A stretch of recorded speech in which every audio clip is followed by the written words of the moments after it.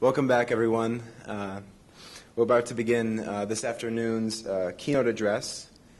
Bradley J. Birzer holds the Russell Amos Kirk Chair in History at Hillsdale College and is currently Scholar in Residence and Visiting Professor of Conservative Thought at University of Colorado-Boulder.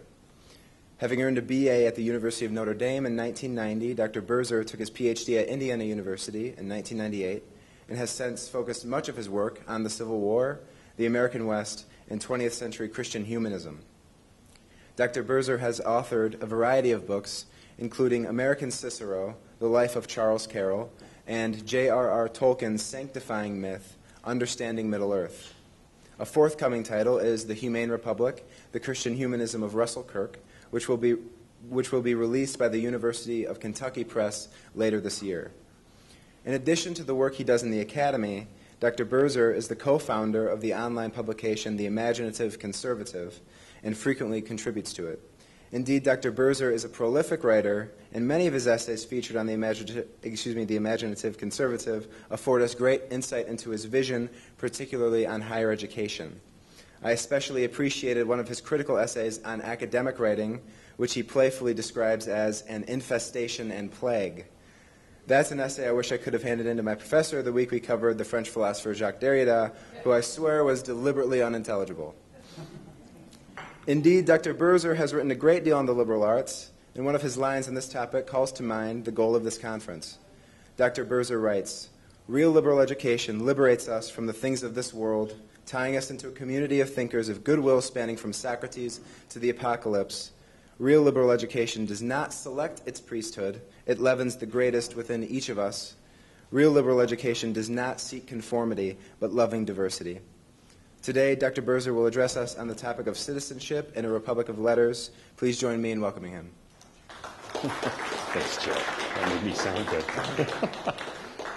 Thank you, everyone. I'm very, very glad to be here, and thank you very much to Joe for that nice introduction. And he actually, I'm not sure I would have picked out before an academic audience the quote about academic writing as an infestation, but the other part I really liked, that the liberal arts are about alleviating, or I should say leavening, the best of us. That I think is very important, and that's part of the message that I'd like to get across today.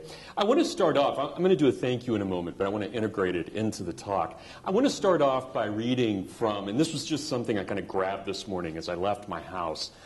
Importantly, I think I needed to grab it, but I grabbed C.S. Lewis's The Four Loves, which I'm not sure has everything to do with this conference, but I think the idea of common ground and how we see one another and the idea of looking at the best within us is really addressed in Lewis's essays. I don't know how many of you have had a chance to read his book on the Four Loves. I think it's mixed, frankly. Some of his theology I find a little bit suspect. But when he talks about friendship, I think he understands a vital element of friendship, especially in the 20th century when he's writing. And I think he really parallels de Tocqueville from 100 years earlier. Of course, now we have a Northern Irish view as opposed to a French Roman Catholic view from the 19th century, but I think there is a nice parallel there. And he's writing here about his own group, the Inklings, and the loss of one of the Inklings, one of the more controversial Inklings, a man by the name of Charles Williams, who had passed away in 1945, and it diminished their group considerably. So he writes, "Lamb says somewhere that if three friends, A, B, and C, if A should die, then B loses not only A, but A's part in C, while C loses not only A, but A's part in B. In each of my friends, there is something that only some other friend can fully bring out. By myself, I am not a large enough man to call everything into activity. I want other lights than my own to show all the facets. Now that Charles is dead, I shall never again see Ronald's reaction to a specifically Caroline joke. Far from having more of Ronald, having him to myself, that is, now that Charles is away, I actually have less of Ronald. Hence, true friendship is the least jealous of loves." And I thought that was a brilliant statement on the idea of common ground and what we're trying to do to move beyond politics, to move beyond ideology, and to recognize that at the most fundamental level, at each one of us, we are human. And that is a very simple, obvious thing to state. but we have become a world that is polarized so dramatically, and we have couched our enemy as this or that, left or right, above, below, next to, beyond, in some way, that we don't actually see the humanity of the person right in front of us. And this is part of what Lewis is saying, that in the closest of friendships, it takes more than two. It takes a gathering of three, maybe four, to be able to bring the best out of one another. And this, to me, is exactly what Gleaves is doing, by bringing us together, by allowing this conference to take place. And we all heard that absolutely wonderful talk this afternoon by Professor Brand, where she said at the very beginning that when we leave this place, we will be different.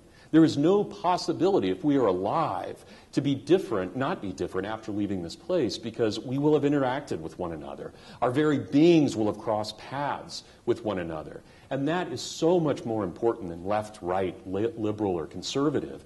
And I think this, to me, is what the essence of the liberal arts brings out. It is, at its most fundamental level, a very humane pursuit. We could go back to the great Socrates and to Plato and Aristotle and say that it is the pursuit of the good, the true, and the beautiful. And this accounts for much. But I think at the essence of all of that, we are looking for what is most deeply humane in each one of us. Lewis goes on to state, it is therefore very easy, here's the de Tocquevillian part, it is very easy to see why authority always frowns on friendship. Every real friendship is a sort of secession. It is a rebellion. And I think, again, this is absolutely true. So how do we put those things together? How do we come together? How do we bring the idea that in some way friendship is the leavening of one another? But friendship is also a secession from society. It is a rebellion against the norms of society. And this, I think, these two questions are fundamental to the purpose of this conference and what it is that we need to ask.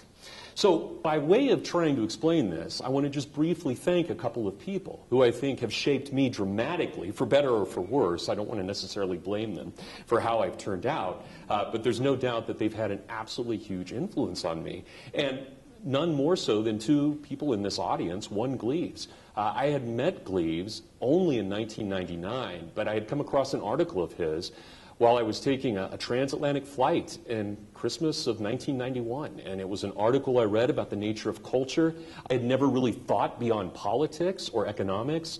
And his article was a real awakening about the power of culture. What does literature mean? What does art mean? It was my first year of graduate school, and I can say without hesitation, this is the kind of piece of writing that probably changed my entire life, because I realized that there was a real depth to academia beyond just the kind of utilitarian notions of what we might know in a cost-benefit analysis of one another.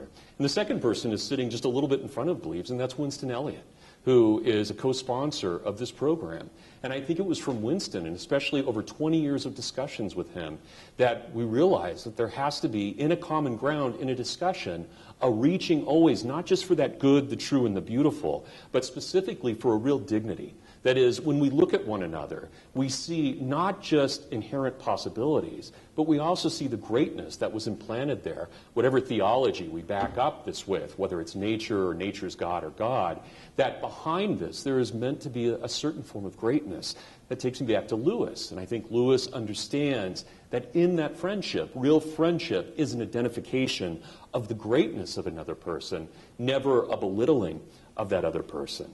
And then we have someone like his wife, Barbara, equal to him in every way in terms of her ability of writing, of scholarship, of bringing people together, of networking. And talk about a powerful couple, Winston and Barbara, and to see the kinds of things that they've done and the kinds of people that they've brought together around them. And then we have Annette Kirk sitting right in front of Winston. Annette Kirk, who is, without question, a force of nature in every single way. I've never met anyone who would disagree with that. Once you've met Annette, you know Annette. Annette is truly a very powerful person.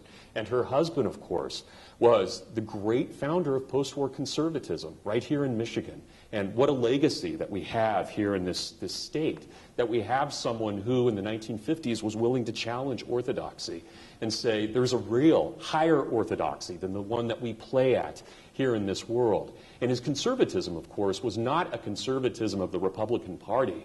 It was a conservatism of the highest things. It was a conservatism of myth. And I bring up just two examples from him. If you ever have a chance to read some of his earliest writings, his MA thesis, which he wrote at Duke on the great Congressman John Randolph of Roanoke, if you just read that essay, which is interspersed with Randolph's thoughts, Kirk will throw in wonderful lines such as, "It was at this moment that Randolph descended into Hades and met with the shades." Well, you can imagine what Russell Kirk's thesis advisor at Duke was thinking when he read this. Excuse me, John Randolph did what? But there's that mythical element. Obviously, the congressman never, ever descended, at least in his lifetime, never descended into Hades. But the way that Kirk puts it, right, of course, here's an Odyssean moment. It's stunning, and Kirk understood that. Or in Kirk's second great work, Program for Conservatives, 1954, where he compares America to Perseus. Now, what is America? Here, this giant. Well, he's Perseus. And he must figure out how to get into the maze, how to confront Medusa, the Gorgon, without turning to stone. Think about America in 1954. It's pretty apt. Actually, it's pretty apt in 2014. Who are we in this world with this immense power as we challenge evil? Do we become evil itself? Do we lose our very being in fighting those that we see as evil? It's a powerful question. And yet, here's Kirk. Does he tell us anything new? No. He's going back to the most ancient truths there are. And that's that mythical element. And this is the idea of orthodoxy from a Kirkian standpoint. Don't look at what General Motors is telling you today, or Apple, or any of the other great corporations. Look at what we've been told from the beginning of time and find out what is permanent, what is true, what lingers. Now, I would think that for any one of us who had the privilege of seeing Professor Brand today speak, it kind of felt like maybe we were talking to Odysseus' little sister. That may be the closest we ever come to actually knowing Odysseus. It was stunning. And yet, what is that? That was that ability that she had, looking to a transcendent orthodoxy, that ability to appeal not only to the greatness of the past, but to the greatness of each one of us in that room. That was not, "You haven't read this? How ridiculous you are." That was, "Look at the beauty of this thing, and do you realize that this is within your grasp? Let's all pursue this." That was a leavening. That was a true education. In the same way that for every one of us who teach, if we went into our classrooms and made little mini-me's of our students, we would create one of the greatest sins possible. How dare we? How dare we presume to be God, to go in and mold the students in our image? It's unbelievable arrogance to do something like that. Our job is to find the greatness within not only our friends, but our students. It is to take that greatness and to shape it. And if it's greatness, it's probably not based on a scale of equality. In fact, if it's greatness, it goes exactly against equality because we recognize its brilliance because it's different from our own. It's different from the neighbor next to us. Everybody has something particular to them. But this is the job that we have in society, in politics, in literature, in teaching, wherever we are. We have to be able to look at those things that matter and leaven them. So let me just start off here by saying something that I think might be a little bit controversial, though Joe already outed me a little bit in the introduction. My topic here is citizenship in a republic of letters. And I wanted to talk about this because I thought that Gleaves's question about how do we politicize the liberal arts, or how far can we go in politicizing the liberal arts, was a very apt question. What is it that we think of when we imagine the liberal arts in today's society? And I want to just state this directly, and hopefully we can have a bit of a conversation about this. But I want to state that I think it's very important that we recognize the liberal arts are generally dead. There is very little hope or revival for the liberal arts. I think that we are in a period of incredible darkness when we look at society. T.S. Eliot projected that our current dark age began about 1898 in the Western world. And I want us to think about that, what that means. Now, if we're talking in terms of technology, of course, that's ridiculous, right? Here I have the latest iPad Air, and it's smoking hot, and it's great, and I use it all the time. I don't want to suggest that in every aspect of life we're in a dark age. But if we look at the way history has looked at dark ages, in particular, at what points of history have we experienced a dark age, they almost always coincide with the loss of liberal education. The dark ages have been, in many ways, been defined by the loss of liberal education, which is why when we look back to the Middle Ages, say to the 700s or the 800s, when we look to figures like Bede or when we look to Alcuin, it would be very difficult for us to say this is really a dark age. When you look at the level of learning that was going on under Charlemagne, whatever his other faults, and I'm certainly not going to praise Charlemagne, but you look at the level of learning, or if you look at the revival of the liberal arts, or the attempt to create great architecture or art under his patronage, there was a serious movement in terms of art and in education. And yet, when we look at the Latin of someone like Bede, it's not a great Latin. But the fact he's writing it at all tells us something very, very important. And we all know, looking at our recent history, that in fact there are very few institutions that still embrace the liberal arts at any serious level. In fact, just right before this lecture, as we were listening to the panel a little bit ago, I was thinking about, all right, what schools could we actually list in terms of schools that really do belong to the liberal arts, that is, those that subscribe rather strongly to what a traditional understanding of the liberal arts is. And I'm going to exclude this campus because obviously we're having this conference here right now. But I'm thinking about, all right, how can we divide this? Well, we have great books colleges. We have the president of perhaps the finest great books college in the world right now sitting in this audience from St. John's. That is a very important institution. I might go as far as to say that institution ranks up there with the Marines in terms of actually protecting Western civilization, though that's not their stated purpose. But it's a nice byproduct of it. We might think of Thomas Aquinas out in California's Great Books program. We might take this down a notch and say, well, what programs, what cores do we see around the country where the cores at least take the liberal arts seriously? And I can think of both University of St. Thomas's, the one in St. Paul, Minnesota, as well as in Houston. Hillsdale, my own college, has a very good core for the first 2 years.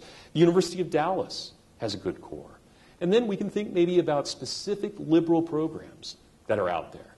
University of Notre Dame has a great books program, a great books program, a very nice one. There's an engineering program at Colorado where every engineering student has to take 2 years in the liberal arts. This was set up in the 19-teens by a donor. How interesting that CU graduates of engineering are getting one of the best liberal educations in the country. That's telling, isn't it? Very telling.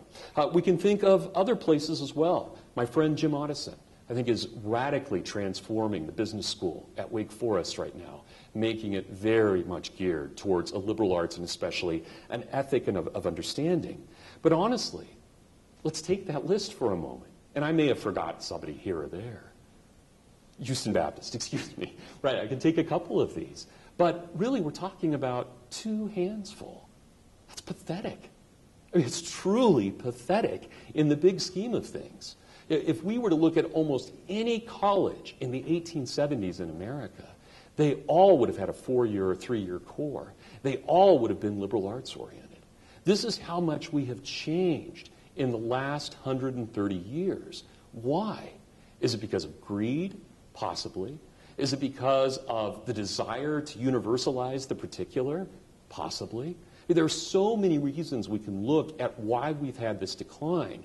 But it matters for us, and I don't mean to be too depressing here, and I know it is, but it matters for us because I think for those of us, and we wouldn't be here unless we believed in the liberal arts, for those of us who believe in the liberal arts, it is quite possible that it is our duty to do everything possible to preserve them for a future generation, whether that generation is the generation of my children or 1,000 years from now, to preserve them for someone to pick them back up.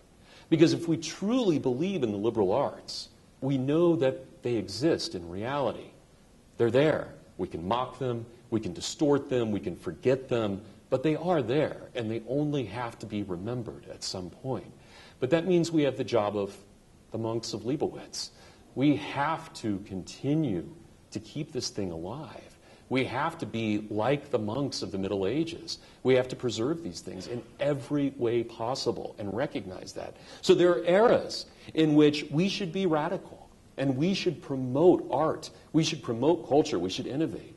There are other ages where we need to say, no, our job here is conserving in the best way possible. And it is important that we understand our place, whether we are to conserve or whether we are to innovate. It matters in the way that we think about this. So let me state another couple of things that may or may not be controversial. They might be in another crowd, maybe not in this one. But I want us to think about, what do we really gain from the liberal arts? And I don't want to pull a utilitarian argument into this. I believe firmly that the liberal arts in and of themselves are important.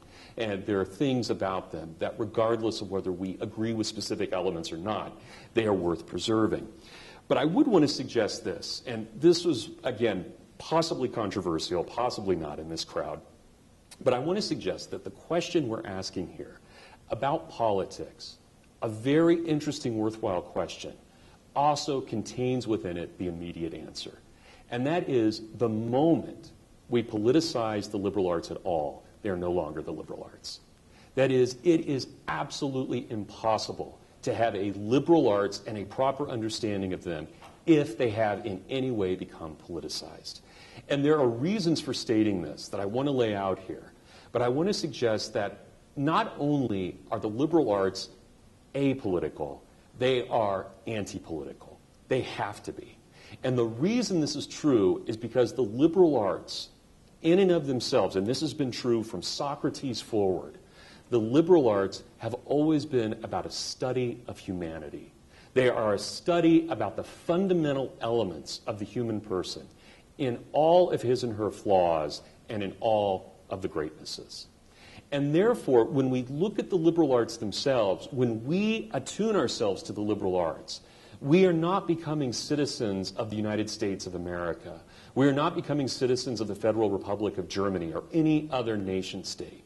When we buy into the liberal arts, we are becoming citizens of what Cicero called the cosmopolis, something that is well beyond anything we understand in the here and now. The liberal arts in and of themselves are not about soil, they're not about nationalism, they're not about gender, they're not about race. In fact, those questions are almost offensive to bring up with the issue of the liberal arts. They transcend all of those questions, because the question that is essential to the liberal arts is, what is the human person? This is what is central. And when we look at our own history of the liberal arts, whether we're looking at the ethics of Socrates, or the brilliance of a St. Augustine, or a Thomas Aquinas, whether we are looking at the sacrifice of an Antigone or a Perpetua, whatever we are doing, we are asking fundamental questions, not about what does it mean to be a male or a female, what does it mean to be a North African or a European. We are asking fundamentally, what does it mean to be a person? It is a question of personhood. And our relationship in the liberal arts is a relationship to all those who have come before us and all those who will go ahead of us. It is, as Joe said in the introduction, it is a seeking of citizenship from Adam to the very last person. This is what we do in the liberal arts. Is that relevant for today? I would suggest it has never been more relevant, because it addresses every question that we are asking when we look at Israel, or when we look at Palestine, when we look at Iraq, or when we look at any hotspot in the world. The fundamental question that matters is not, does this person speak Farsi, or is this person a Muslim? The question that matters most is, how do we deal with the essential humanity of that person? Not in some kind of airy way in which we say, well, of course, all cultures are equally good. That is obviously ridiculous. There are cultures that burn other people. There are cultures that torture other people. There are cultures that torture a woman because she does not belong to the faith of that community. Whether that's happening in Salem, Massachusetts, or it's happening in the Middle East, it is evil and it is wrong. There are fundamental things. So I am not suggesting that we play to a kind of subjectivism. But we can say with someone like Augustine of Canterbury, or we can say with Pope Gregory the Great, that when we look at cultural differences, we accept them at a certain level as particular manifestations of that people, as long as there is a universal understanding of certain truths. There are ways to balance the particular and the universal, and we have to be aware of that. So I give a classic example. Augustine of Canterbury, writing back to the Pope, what do I do with these Irish? When they go into Mass, they're crazy. They're jumping around, they have weird dates, they do all kinds of things. What do I do to that? And of course, what does Gregory say? What does it matter? As long as they subscribe to the true faith, that is all that matters. If you want to go to a Prussian service and everyone is uptight and rigid and they all read very carefully from Scripture as they're worshiping, so be it. If you want to go to an Irish Mass and they're dancing a jig, well, that may not be your thing, but so be it. This is the idea, and it is that simple at times. That simple that we recognize that there are cultural manifestations of universal truths, and those things do matter, but so do the universals. So do the dignity and the rights of a human person and how we accept that. So I bring this up as a way for us to think about, all right, how do we, again, address this question of how political are the liberal arts? So let me offer a couple of things, then I want to look at the actual history and some ideas that we can find of the liberal arts. First of all, what do we mean by liberal? This has been addressed already. It was addressed in the last session, and it was addressed very successfully, of course, by Eva Brann, who I like to joke is really our demigoddess or goddess of the liberal arts. I'm not sure what my Catholic mother would say to that, and I don't know if I have the right to give anyone this idea of being a god or allow for apotheosis, but for whatever power I have, I declare Eva Brann a goddess. So in the liberal arts, when we think about liberal, what do we mean by that? We mean almost exactly the opposite of what liberal means in a political sense today. Liberal in a political sense today is expedient, and regardless of whatever your political views are, I'm not getting into that, but it generally deals with expedience and it deals with the things of this world. Liberal in its proper understanding meant exactly the opposite. What is eternally true, and how do we understand that here and now? To be liberally educated is to be Epictetus versus Nero. It is to be the slave who is free versus the emperor who is enslaved to his passions. To be liberally educated is to be a citizen of a different realm, but here existing in pilgrimage in this world and doing our best to leaven that evil that we see in front of us. In other words, we are to be liberated from the things of this world. This is what liberal means in its most absolute original sense. To be liberated from the things of this world, and nothing more so than by our own failures. Not to be encumbered by our own passions, our own avarice, our own desires, but to escape that in some way. And we may argue theologically. Can we do that through will? Can we do that through grace? That's not an argument I want to get into at the moment. But we can acknowledge that through the liberal arts, we are attempting to liberate the individual, regardless of race, class, or gender, or any of the current issues that we fondle ourselves and fall all over ourselves trying to understand what does this mean. But instead, we ask, all right, what is it that matters again at the essence of who and what we are? And to do this, and this is what I think probably is shocking for most people in the modern world, and where we would say that the vast majority of the American population and others would see it as irrelevant, the liberal arts, by their very nature, are anti-nation, they are anti-nation state, they are anti-ideological, they are anti-fundamentalist, they are anti-left-right, they are ultimately anti-political. They have to be, in every sense. And therefore, to go back to the opening question, why is it that we see the liberal arts in decay today? What nation state worth their salt would promote the liberal arts? There is absolutely no reason for any nation state to promote the liberal arts. Of course they're going to promote vocation. They're going to promote training. They're going to promote things that make us good consumers. They have to, because they need their tax base. This is what nation states have been doing since they came into existence slightly before the Reformation. For a nation state to exist, it needs an independent tax base, a bureaucracy to maintain that tax base, and a military and police to enforce that tax base. At what point do we see Socrates being promoted in all of that? How would the ethic of Socrates, never do harm to another, fit into the idea of a nation state?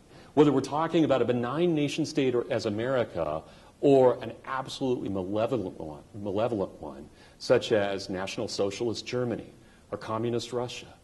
Why would they think of Socrates as a good citizen? He was a gadfly. Of course they would kill him.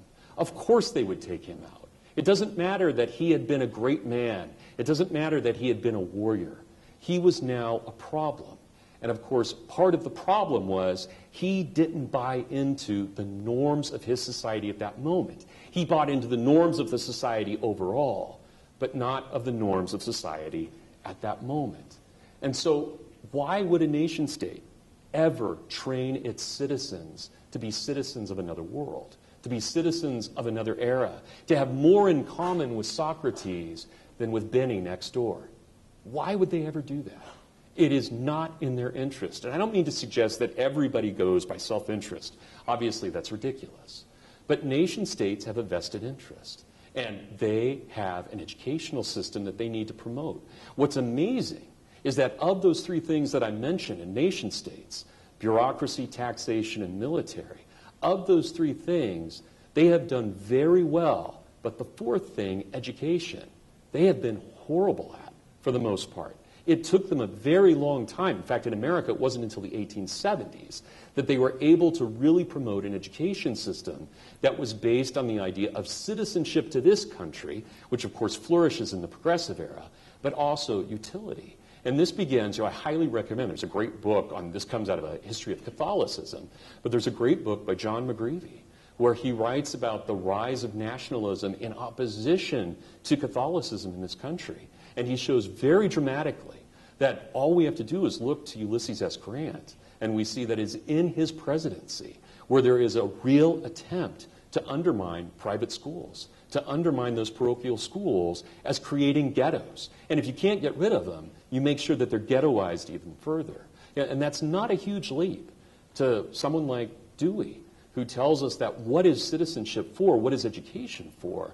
It is for us to worship essentially demos, democracy.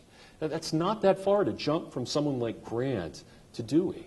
It's pretty close, actually, in the big scheme of things. And we see that massive change at that time. So I say this because I think one of the things we ought to be thankful of is that we have a St. John's, that we have a Houston Baptist, that we have a Hillsdale. That's the amazing thing, that we still have liberal arts educational institutions anywhere, that they exist at all. And we should be thankful that those are there. But again, the moment we politicize these things, we are undoing them in almost every way. Let me turn to a couple of people and a couple of writers that I think are essential to understand this and for our own understanding of the ethic behind the liberal arts. The first thing I want to turn to is a writing that may not be familiar to everyone, but it was a writing that circulated around 100 BC and was taken very seriously more, even though it came out of the Jewish tradition, a Jewish Stoic tradition. It became much more important for the Essenes and for more mystical Christians later on, Jews who became more mystical Christians, like John the Baptist and so forth in that school, than it did within Judaism. But it still comes out of Judaism, and I actually think this is one of those great moments where you see the ancient world of Athens meeting so brilliantly with that of the Jews of Jerusalem. This is from the Jewish Book of Wisdom, attributed to Solomon, but again, written about 100 BC, so it's not possible that it was actually Solomon, but that was a nice kind of fiction to give him credit for that. This is from Book 6 of the Book of Wisdom.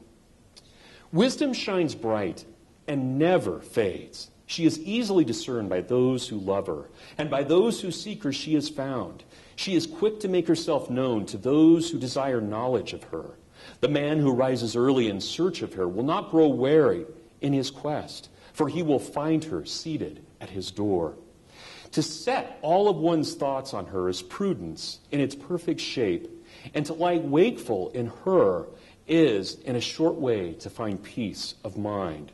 For she herself ranges in search of those who are worthy of her. On their daily path, she appears to them with kindly intent. In all their purposes, meets them halfway. For the true beginning of wisdom is the desire to learn. of wisdom is the desire to learn, and a concern for learning means a love towards wisdom herself.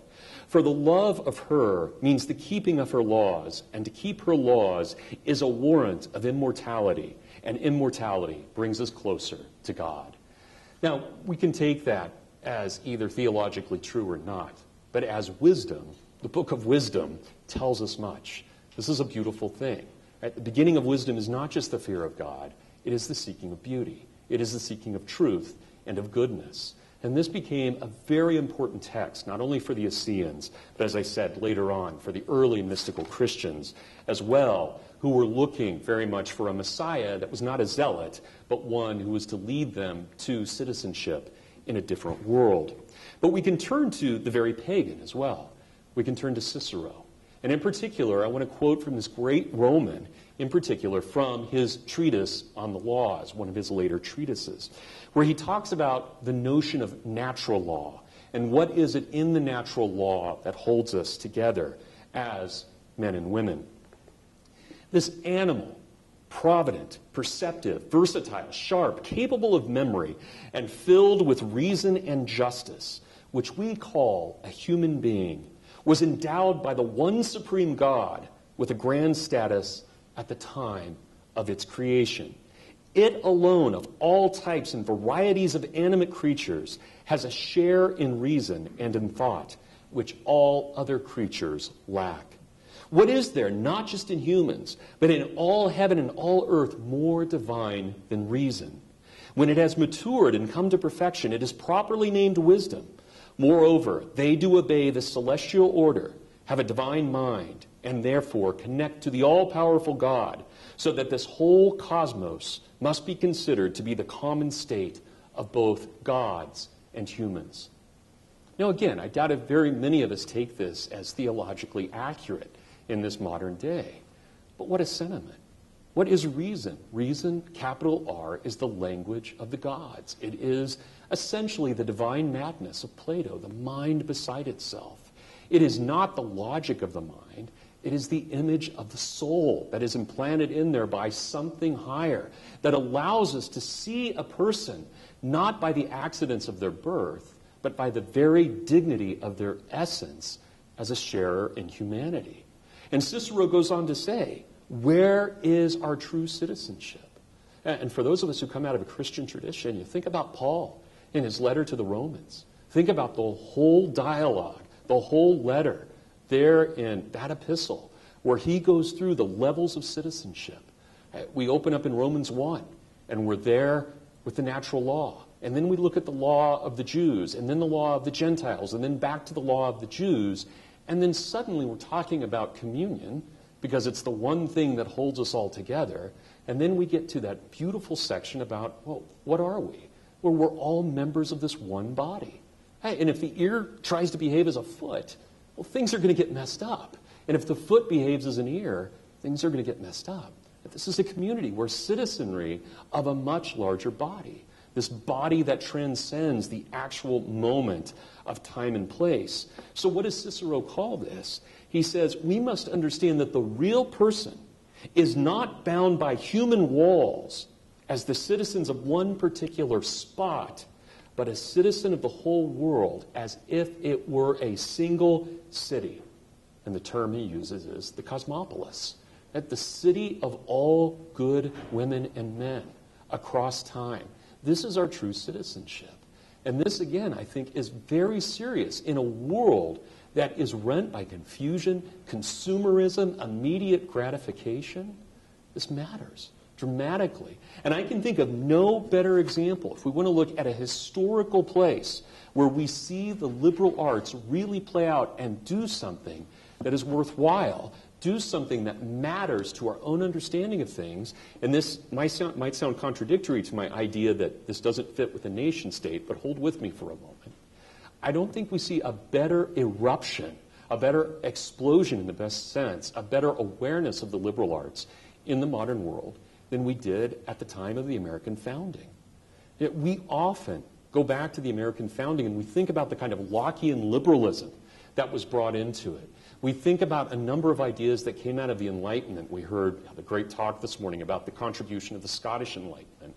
which certainly through Princeton, through Madison, through Witherspoon, had a very strong influence on America. There's no question about that. Of all the Enlightenments, it had the greatest influence, and I think we could say that America is almost as Smithian as it is Burkean in all kinds of ways, coming out of that very Celtic idea.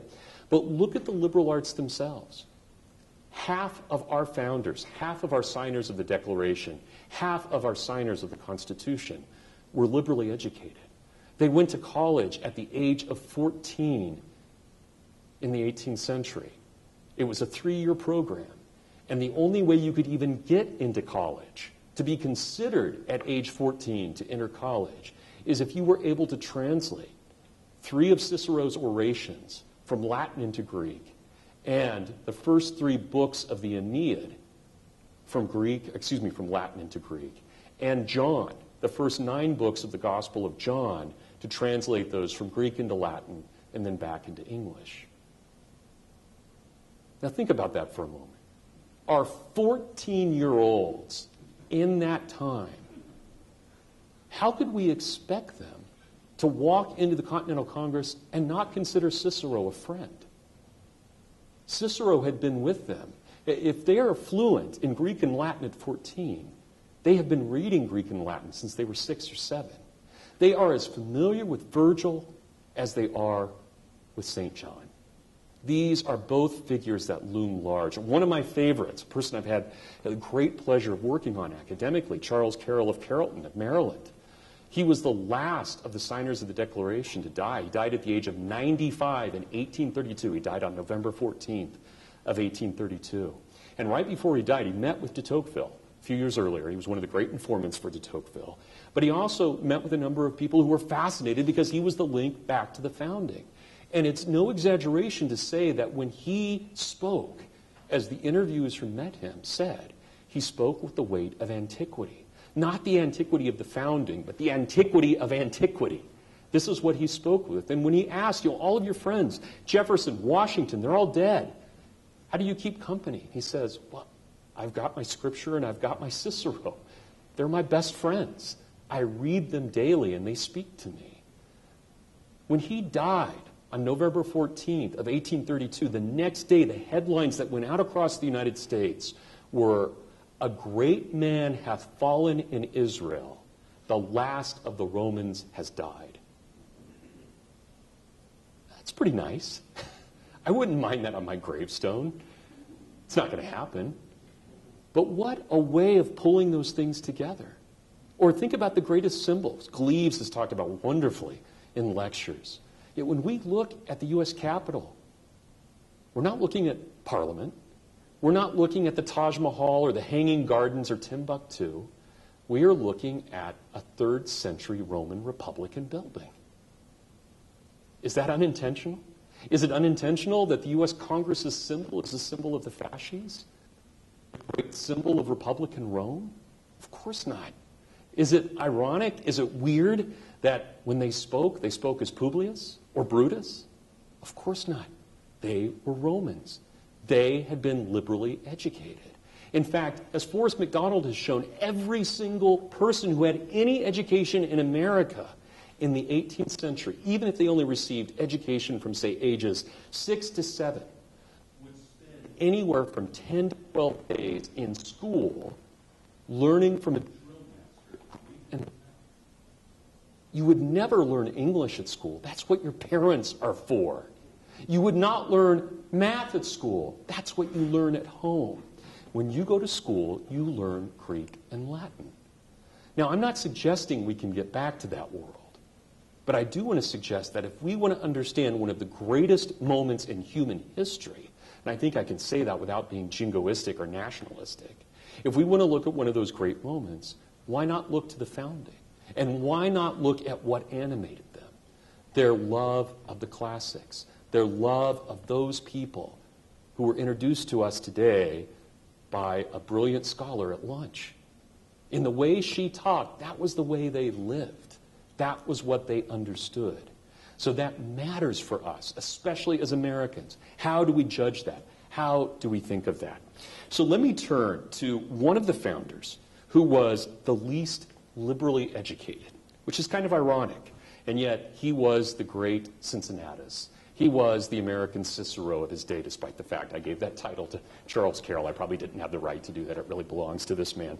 He was the great American Achilles. This is, of course, George Washington, who got most of his own liberal education through letters with his friends, but also through the great play of the 17 teens, that play by Joseph Addison, Cato, a Tragedy, which he had memorized by the time he was in the Continental Army and leading the Continental Army. A story about the last Roman who fought against Caesar. This was really the great model for George Washington.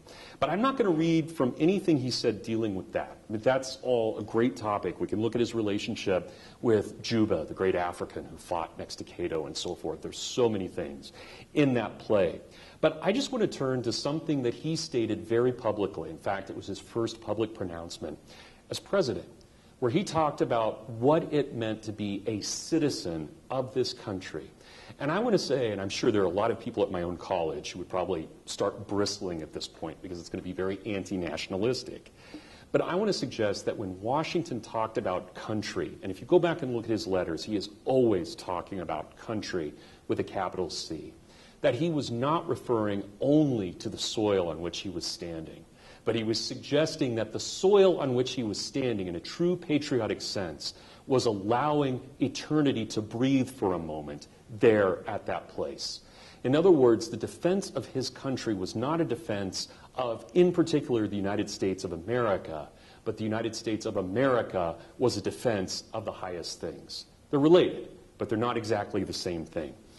Think about this, and I'm sure you've all heard this, but put this into the context of what we've been talking about at these 2 days at this conference. I dwell on this prospect with every satisfaction which an ardent love of my country can inspire, since there is no truth more thoroughly established than that there exists in the economy and course of nature. Of course, they are beautiful. These were not common terms in his day. He is applying medieval and Renaissance terms here to America and the economy and the course of nature. It had been revived a little bit with the Enlightenment, but mostly it was a medieval concept. That there exists in the economy and course of nature an indissoluble union between virtue and happiness, between duty and advantage, between the genuine maxims of an honest and magnanimous policy and the solid rewards of public prosperity and felicity. Now imagine how that goes together. There is no right without duty. There is no advantage without also understanding that you must contribute to the res publica, to the common good. These things have to work together. And there is no real understanding of virtue, of understanding the power that is within us, the virtu, that great power of humanity, unless you have real happiness. And happiness is not about choosing between Coke and Pepsi. Happiness is doing something worth doing and being satisfied by your work. That is what happiness is. It has nothing to do with downloading the latest hit song. It has everything to do with embracing, creating, and acknowledging excellence. This is what happiness is about. And Washington understood that because he understood antiquity. So how does he present this?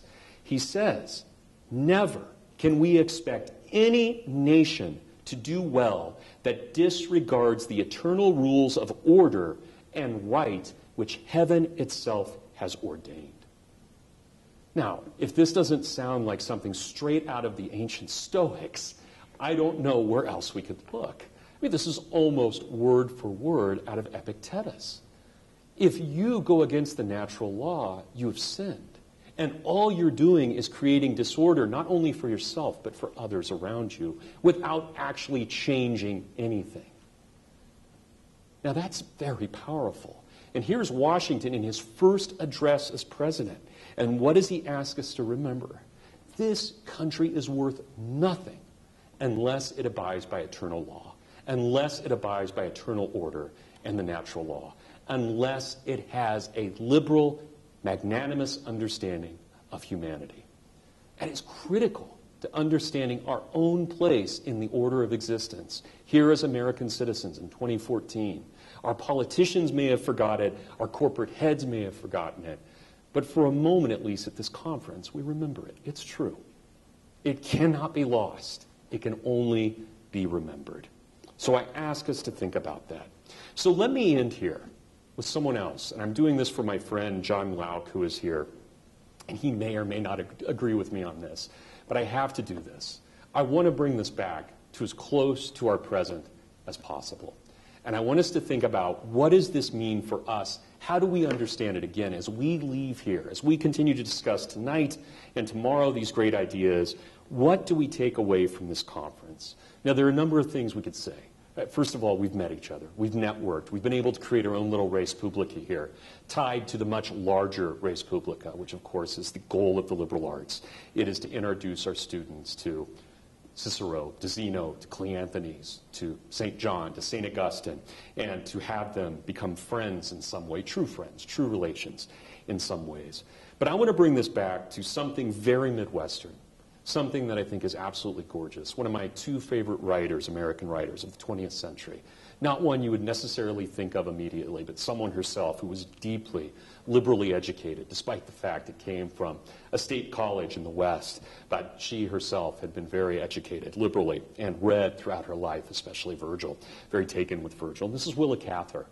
And I was struck, this is kind of an odd moment, but I was struck the other day, and I was thinking about this conference. I took my youngest daughter to a swimming party about 30 miles away. And I had her read to me. She's never read Cather. And it was just the two of us in the car. And I said, look, pick this up, start reading it to me. So she's 13, she's a great little reader. She started reading the opening to My Antonia, which I think is one of the best novels. Her greatest novel, Cather, is As Death Comes, but this is very close. And we have this opening scene where Jim Burden, name's important, but not for this talk. Jim Burden is returning to Nebraska. He's become a high-powered executive for a railroad. He only thinks now in utilitarian terms, mechanically, and yet he's being drawn back to his homeland of Nebraska, where things were very, very different, very humane, very much rooted in the soil, obviously. And as he approaches it, he's thinking back to his first thoughts of coming there after he had lost his parents, who were killed, in Virginia, and arriving for the first time. And this is what he says. Beautiful description. No one can write like Cather, and especially if you've grown up on the Great Plains, which I happen to have the privilege of coming from Kansas. Nobody who is not from there probably gets this exactly, but there is a really intense beauty in this area. So he says, Jim, through Cather, there seemed to be nothing to see. I'm sure a lot of people on I-70 think that between Kansas City and Denver, right? But there seemed to be nothing to see. No fences, no creeks or trees, no hills or fields if there was a road. I could not make it out in the faint starlight. There was nothing but land. Not a country at all, but the material out of which countries were made. There was nothing but land, slightly undulating. I knew because often our wills ground against the break as we went down into a hollow and lurched up again on the other side. I had the feeling that the world was left behind, that we had got over the edge of it and were outside man's jurisdiction. I had never before looked up at a sky when there was not a familiar mountain ridge against it. But this was the complete dome of heaven, all there was of it. I did not believe that my dead father and mother were watching me from up there. They would still be looking for me back at our creek in Virginia. Or that the white road that led to the mountain pastures, I had left even their spirits behind me. The wagon jolted on, carrying me. I knew not whither. I don't think I was homesick. If we never arrived anywhere, it did not matter. Between that earth and that sky, I felt erased, blotted out. I did not say my prayers that night because I felt no one would be there to hear them. There are times when I look out at the world and I feel exactly that. It is a terrible world. We have just exited a century of gulags and Holocaust camps and killing fields. We have just exited a century where there was nothing but the desire to grind one under the wheel. And we know that roughly 205 million people, unheard of numbers, were executed by their own ideological governments in the 20th century. We have to learn from this. Like Jim Burden, we have to see that there is almost nihilism in the abyss. And I do think one of the most important reasons is because we have lost a common language. We do not speak of our ancestors as Socrates. We think instead maybe of the Kalevala, if we're literate. We think maybe of Wagner. Or for us here in America, we may think of George Washington. But we have to recognize that when we look at someone like George Washington, he is great because he is rooted in antiquity. He was great because he understood what was liberally true. He understood what was humane. And so I feel like Jim Burden here. This is a great conference. I don't want to be too depressing, but we have to be realists too. The liberal arts are next to dead. They are barely breathing. There are heartbeats here and there. There's even a little bit of exercise in a place like Annapolis, Maryland. But for the most part, we're looking at a body that is close to corpse-like. And yet, as with the country that Jim cannot see, but he knows is waiting to be built, it is there for us. I ask us to remember this. Socrates talked at the very end of classical Greece. Classical Greece would not have been classical Greece to kill him. Classical Greece was over. He was remembering what had come before him. So was Plato, so was Aristotle. When Cicero wrote, it was done. He was writing after the Roman Republic had fallen. When St. Augustine wrote, the empire was gone. There is a possibility that as we talk today, it's over. But just as with Socrates and Cicero and Augustine, we too have to have hope that some future generation will pick up what is true and beautiful and humane. Thank you.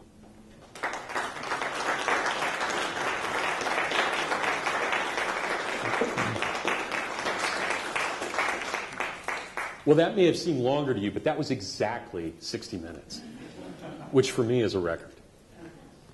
So we have about 14 minutes for questions, right? And I'll turn it over to these guys. Sorry. Yep, just raise your hand and we'll come to you.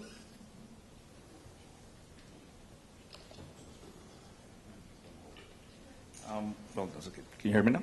Yes. Okay, I don't know exactly if I have a question or a comment that could be turned into a question, but I want to pick up when you left. It sounded a little bit pessimistic, but there's some optimism in there. When you mentioned that the liberal education, it's in a different realm out of the nation state, is it perhaps the problem that the university today is a nation state, or has become a nation state within the nation state? What I mean by that is that the framing itself of the debate, which is real, and I'm glad it can't be avoided to be framing that in that sense, left, right, conservative, liberal, that framework itself corresponds and reflects the wider situation in society, where in the case of the university, the equivalent of the Socrates gadfly is excluded. That is, it excludes a possibility of a third view within the debate, where that debate is perhaps framed that way because the university becomes the nation state within the nation state, where the debate becomes policy and institutionalized in terms of some of the issues that are part of the larger society. And in politicizing gender, ethnicity, race, and so on, any other possible view is excluded from the debate. So it becomes either or situation, and the policy themselves become reinforced in the university in such a way that some of these topics become even off the table to be debated. And so finally, I mean, so the university ceases to become what a universe, to become a uni-verse, one possibility, one discourse. And I just wonder if you... Yeah, thank you for that. Let me, it is an excellent question, and certainly if we had more time, I think we could go into this a little bit more. One of the things I'm very interested in is exactly the rise of the nation state. And of course, it never happens at an exact moment. So we start seeing it about 50 years before the Reformation, really to have a modern nation state. The biggest problem, of course, for any political entity is to make sure it has a constant source of revenue and can protect that. I don't say that as any member of any political party. In fact, I've pretty much given up on our political parties, but that's another story. I think it's very important to recognize that one of the reasons we see empires in the early world, and especially in antiquity, and then we see kingdoms in the Middle Ages, is because there was a lack. Now, there was an ethos against nation states. But what we consider a nation state simply could not have existed in, say, 1250. It just was not possible physically, given the resources in Europe and the way certain things worked. And so they tended to think, and whatever we think of medieval Catholicism, my own background is Catholic, and I was taught by Dominican nuns growing up and educated in college by Holy Cross brothers and priests, so I've got that background. But certainly there is no doubt that I think objectively we can say that the Catholic Church in the Middle Ages saw itself as a universal, it's Catholic. It saw itself as representing that eternal city in some way. Now, maybe it took it too far at times, maybe it didn't take it far enough at other times, but there was a direct inheritance, I think, from Augustine, I should say from the city of God, right, back from the cosmopolis. There's a direct link between Augustine's city of God and the cosmopolis in Plato's Republic. So there was that idea of something there. And that really did, for the most part, that predominated in American higher education, certainly through the Second Great Awakening, but it predominated really up until the end of the Civil War. And at the end of the Civil War, you have these incredible questions of what are we as a people now? And without getting into politics or the role of Abraham Lincoln, I do think that his Gettysburg Address, where he doesn't mention republic, but he says nation several times, that his emphasis on that, we can say in a kind of easy way, maybe too easy, but we can say that's really the beginning of kind of modern American nationalism, that it's something quite different from the Republican vision of the founding. It becomes much more particular. And that's not accidental. I mean, Winston Eliot and I have talked about this in Gleaves as well quite a bit. But you'll look at almost any of the writings of the Progressive era, and what are they concerned with? First and foremost, they are concerned with yanking the hyphen out of hyphenated Americans. This is their goal. They're nationalists. Whether they're dealing with American Indians or they're dealing with Jews or Catholics or blacks, they are first and foremost nationalists. And so they may have other good things about them, but they are first and foremost trying to pull us together. And part of the education system, which they adopted from Germany, and there's a long story behind this, but part of what they adopted, especially in the graduate school model in the 1880s and 1890s, was a direct shift away from the English model of tutorial and seminar toward the idea of professor-student receiving. So it wasn't necessarily that there was a conversation going on. It was more teaching as remaking those students. And I'm saying this way too simply. But we've seen that in all of society, not just in the university. But we have lost, imagine, just think about the language for a moment. And we can get into the fine points of this. But when the Declaration of Independence says all men are created equal, that's pretty hard to argue against. You may not agree with that, but the statement, it doesn't open itself up to debate. Either all men are created equal or they're not. Now, again, we can agree or disagree with that, but it's pretty clear that in natural rights thinking at the time of the founding, everybody was eventually included. Even if we still had slavery, even if we mistreated the Indians, there is an understanding that at some point these people will be Republican citizens. You can see that in the Northwest Ordinance and in other things as well. But then by the time you get to 1900, nobody defends the Constitution. It's outworn. The Declaration of Independence is a hindrance to our imperialism and our views abroad. And you start seeing people really talking about inferior races as opposed to equality.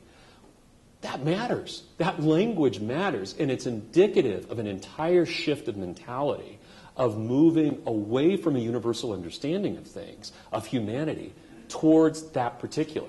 Whether that particular is a goose-stepping German, or whether it's a fascist in Italy, or whether it's a pretty well-to-do, okay American. I think that it plays into that. And so we can see there are great studies by people like Romano Guardini, Christopher Dawson, that really show that in the progressive period, there's an implosion. There's a brilliance of ideas, but the ideas that come about are narrow and in isolation. They are no longer in relationship to other ideas. So you take, and I'm not trying to knock Marx in particular, but think about Marx, who's brilliant. Right? Whatever we agree with or disagree with Marxism, Marx was a smart guy. And when you read Marx, there's a lot to take out of it. But in the end, what does he say? Man is an economic being. Well, okay, that's absolutely true. Man is an economic being. But he's also a religious being, he's a cultural being, he's a literary being. He is about 5,000 things at any one moment altogether. And what liberalism in its proper sense tries to do is recognize we'll never understand it all, but that in some way we have to bring all those things together into wholeness. It's very different than both the modern and the postmodern project, which we saw, I think, in the last few talks, that discussion. So I hope that answers you. But I think the university is a reflection of this wider change. So colleges, several of them keep to the ideal, but as we said at the beginning, they're very few, far and few between, definitely. Thank you, a very interesting talk. First a comment and then a question. The comment is, with all due respect, that account of the change of the American university system at the end of the 19th century and the early 20th century doesn't square with, any of my understanding of the historical data on that. I mean, American higher education did not move toward a German model for reasons to do with a kind of nationalist embrace of universalism, except in the generic sense that that the United States, like England and Germany and France at the time, was concerned about the pace of scientific advance in the service of nation building, and came to the conclusion. Not that it came to the conclusion; it wasn't a unitary force, but forces within the country came to the conclusion that that the university needed to be reformed because there was no serious possibility for doing scientific work in the context of what had evolved out of the colonial colleges, and so new systems were put into place essentially to promote science, to promote industry, but that had little to do with the kind of assimilatory urges of progressive reformers later. I mean, one kind of fed into the other, but the story is it just does not resonate with my understanding of how things happened. The second point, that was a comment, is perhaps a question, and maybe I'll just I'll ask it of you, but with the rest of the audience in mind as well. I'm somewhat confused as someone from the left about the talk here about the decline of the liberal arts, defined in a particular way. I mean, from the standpoint of sociology, the standpoint of a sociologist, it's not at all surprising that that the classics would decline in importance over time, and it's particularly not surprising that the classics would decline in importance as funding for the humanities and the arts has withered. I mean, it seems to me that as much as one can say, let's not politicize the classics, or let's not politicize the liberal arts. I mean, it seems to me a simple kind of social scientific fact that when you have a robust arts and humanities sector supported with substantial funding, you create space for what is inevitably going to be a very small little track of folks who are interested in the classics and who can then bring their ideas to wider audiences in the university. And when those sectors wither, the classics wither. And so my question is whether some of the blame here lies not simply with vocationalism, but with a serious and concerted effort on the part of politicians. I will single out Republican politicians, particularly at the state level, to pull back in support for higher education and at the national level for arts and humanities funding. Thanks for that question. Well, I'm not sure exactly how to answer that. I will admit my bias. I'm not too fond of the social sciences. I'm not sure they've contributed much. But how do we put that into context then? I think one of the most interesting things that comes out of this is that, and this is where I think de Tocqueville really understands the rise of the democratic spirit in America, especially as moving towards a kind of soft despotism. His argument, which I think is very telling, is that ultimately politics as a sphere will expand into all other spheres. It has to by its very nature. It is imperialist. It needs to grab onto other things. And that's essentially where I think we are. I don't think it's a left-right question, at least from my standpoint. It's not. I think it's more of a question of what do we allow to be politicized.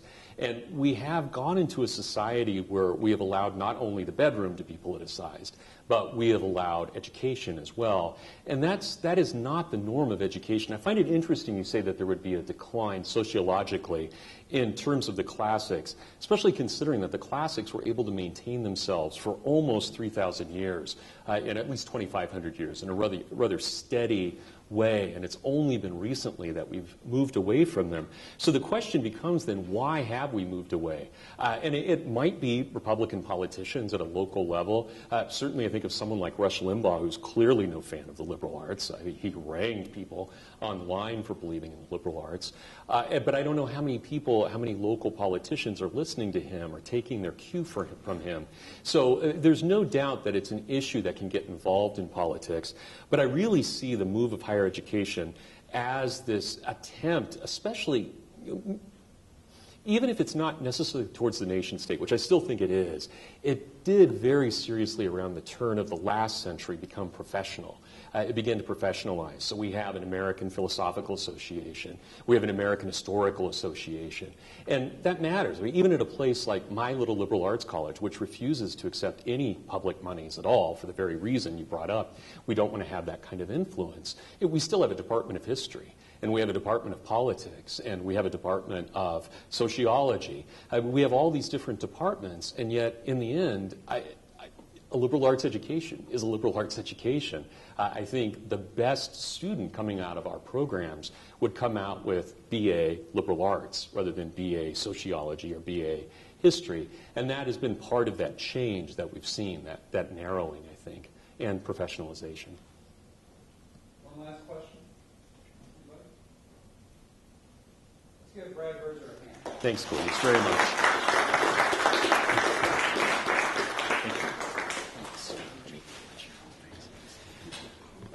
Well, thank you so much, Dr. Birzer, for delivering what is vintage Birzer. I think we've got a very thoughtful, provocative, and humane talk that we have lots to deal with from what you've said. And I think it is now time, after all of this intensity, to take a little break. Let's reconvene at 7 o'clock. We're going to hear from Princeton Professor Robbie George, 7 o'clock this evening here. Thank you.